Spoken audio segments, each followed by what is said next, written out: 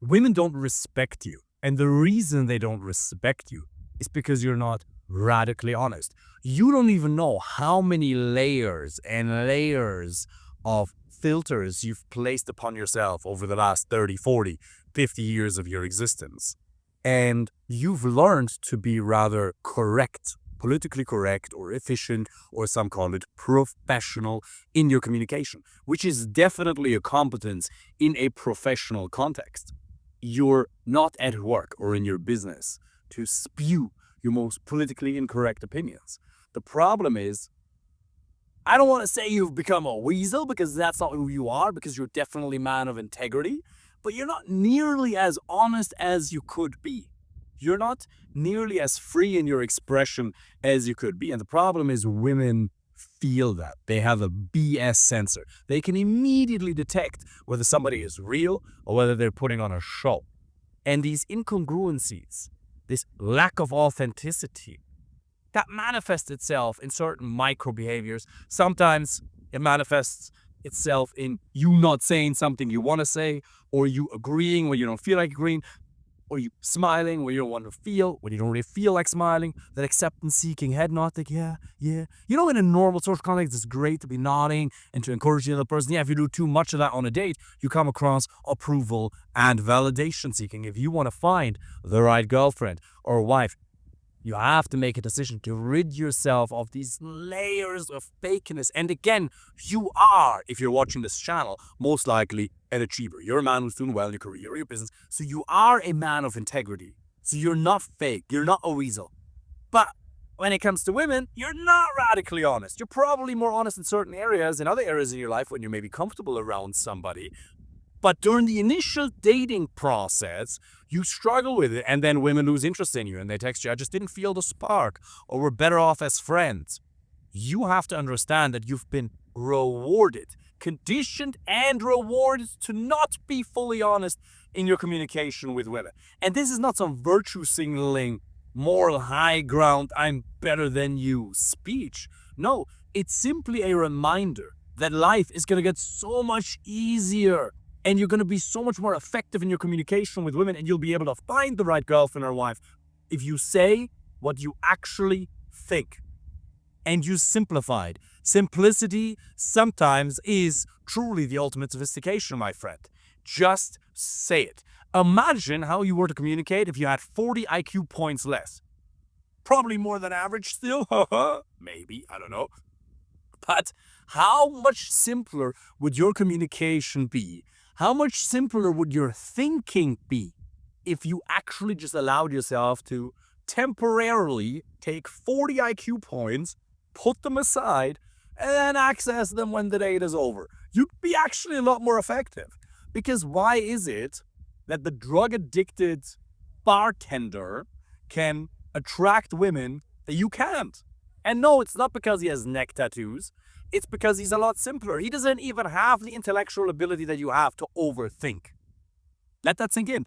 Because your brain works well, because you're somebody who has a lot of data points and insights into various different topics, because you're very well capable of inspiring thoughts, you sometimes get stuck in your head and then you run out of things to say. Ask yourself, how would I communicate if I was just a lot simpler? And that oftentimes is much more effective. Now, it goes a lot deeper than this, for sure. But simply reducing the level of complexity and also lowering the standard for how good what you want to say has to be before you allow yourself to say it. You think you have to have this perfect thing to say before you can say it.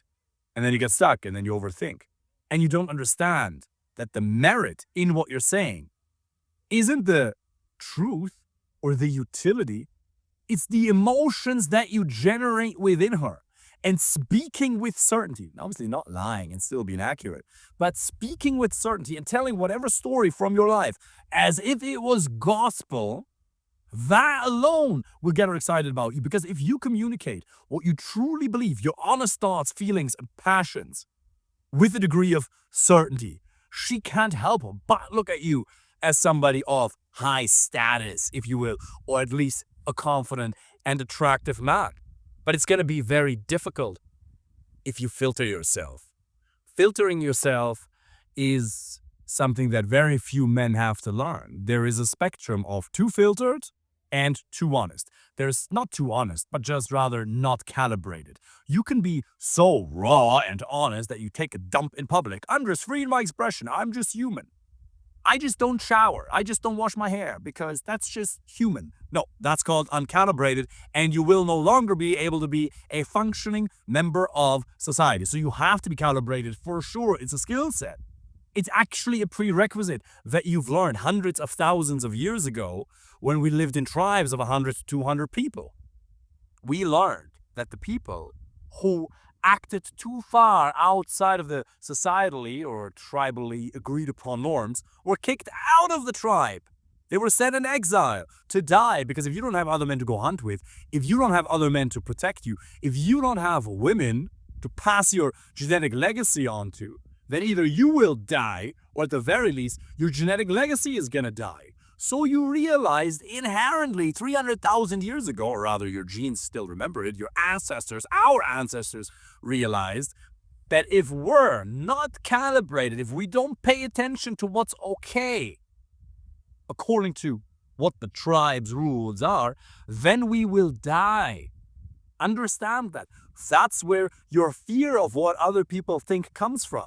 It's not because there's something wrong with you. It's actually because your brain works well. Your brain works well if you're in Starbucks and you see somebody you'd like to go speak to, and you feel that nervousness to start overthinking. That is, yes, a lack of skill set and something you absolutely have to change. But it in and of itself is just a function of a healthy brain, a calibrated brain. Now, you have to understand that your brain's job is to make you survive. Your brain's job is not to make you happy. And your brain will do whatever it takes to keep you alive and, if necessary, miserable. If your brain has to make sure you're isolated and you won't find a woman and you'll never put yourself in danger at all, but you survive, your brain goes, yeah, mission accomplished. But that's not what we're here for, right? Because we're not here to just extend our lifespan. Life is risky. Yeah, it's so risky. We can't get out alive. No money that you'll ever make. Nothing you'll take with you. So the only thing that matters in the end is happiness and experiences and meaning. Meaning being making other people happy, reducing other people's suffering, and increasing the level of well-being. So you have to assume the responsibility for disciplining your brain and coming from your heart as opposed to getting stuck in your head. Tony Robbins says, stay in your head and you're dead. Stay in your head and you're dead. Now, I'm the last person to say, just go and approach. It's not that easy. You have to go through progressive desensitization. I have a video here on my YouTube channel that you can watch, how to overcome your fear of talking to women, or progressive desensitization, right? How to overcome your fear of approaching. Do that. Learn that. It's super important. Now, you can't theoretically just find somebody through online dating, of course. Most of my clients, by far, find a girlfriend or a wife through Bumble, Raya, Hinge, Tinder, dating apps, or even Instagram. For sure, it's unbelievably effective. Apply for a free initial consultation if you want us to help you with that personally.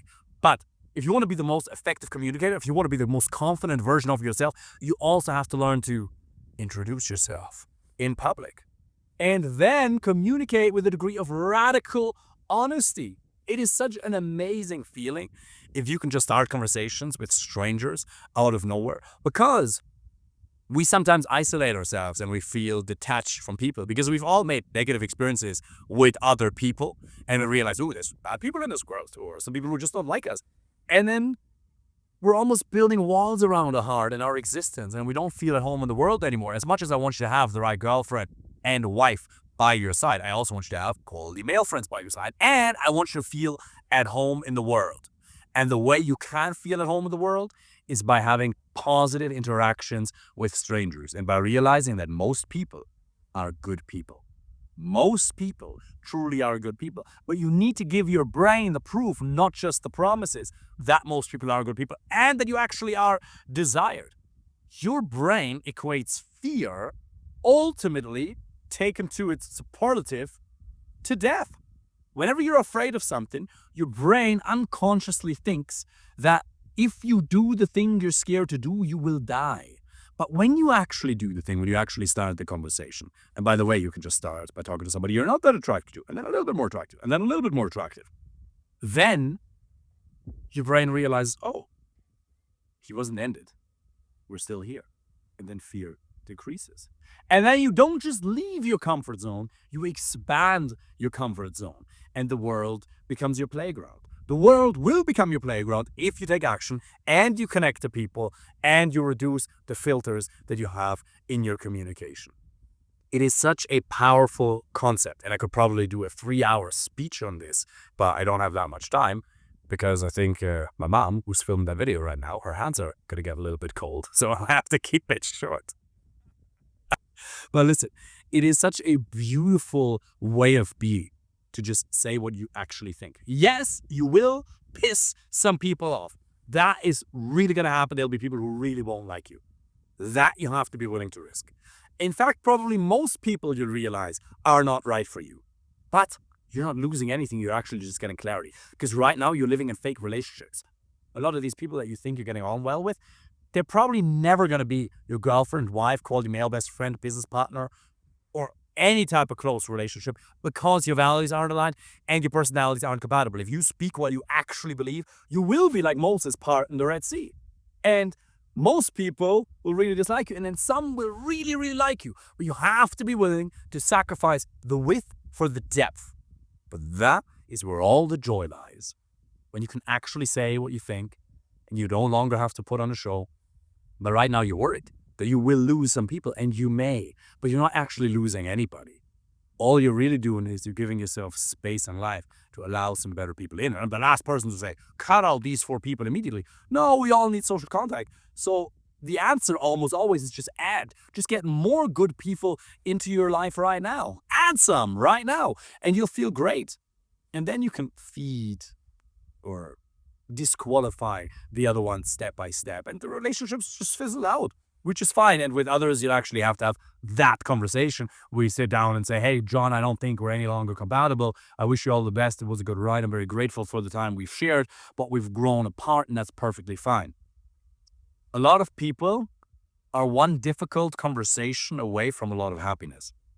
Allowing more compatible people into your life by saying what you actually think and removing the filters, you will experience levels of happiness you haven't felt in a long time. The same is true when you have a woman by your side who you're truly physically attracted to, somebody who has the same values as you, but somebody that you can be truly free in your expression around you.